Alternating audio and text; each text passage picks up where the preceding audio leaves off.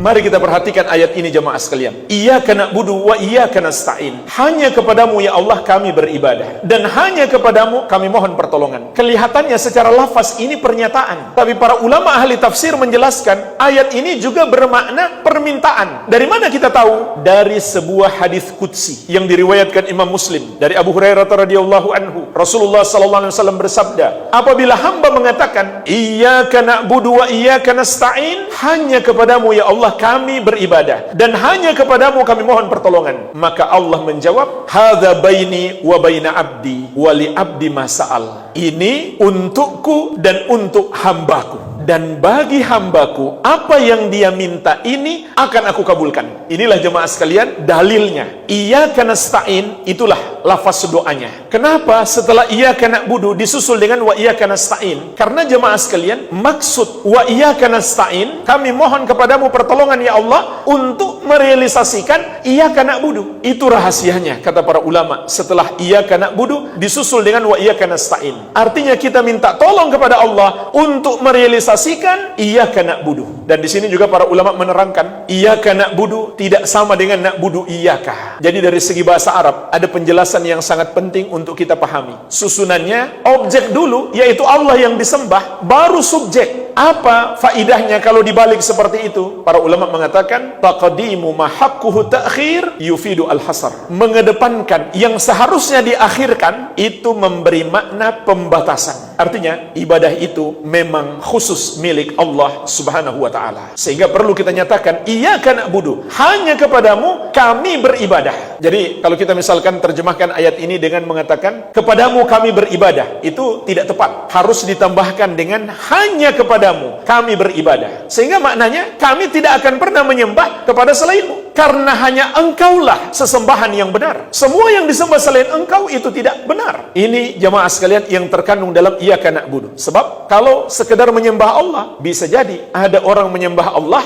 tapi dia juga menyembah kepada selain Allah. Namun di sini terkandung larangan menyembah kepada selain Allah Subhanahu wa taala. Oleh karenanya iyyaka na'budu memberi pelajaran kepada kita ibadah milik khusus Allah. Maka memberikan kepada makhluk sesuatu yang merupakan milik khusus Allah, itulah yang disebut dengan dosa syirik. Syirik itu jemaah sekalian definisinya adalah taswiyatu ghairillahi billahi fima yakhtassu bihi, menyamakan selain Allah atau makhluk dengan Allah dalam kekhususan milik Allah. Dan keyakinan asasi seorang muslim, semua selain Allah adalah makhluknya. Itulah arti Rabbil Alamin, Rabbnya seluruh makhluk. Artinya hanya dia yang mencipta, menguasai dan mengatur segala sesuatu. Segala sesuatu selain dia adalah ciptaannya, berada di bawah kekuasaannya dan tunduk kepada takdirnya. Al-Alamin artinya segala sesuatu selain Allah. Jadi syirik itu adalah menyamakan makhluk dengan Allah. Dalam hal apa?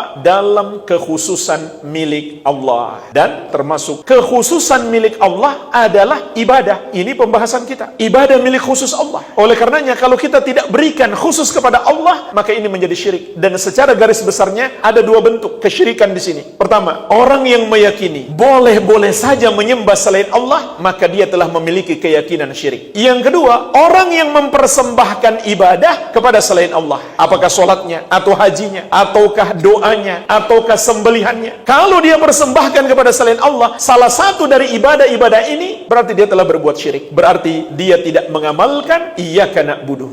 Al-Amwa, menemani ibadahmu juga hijrahmu.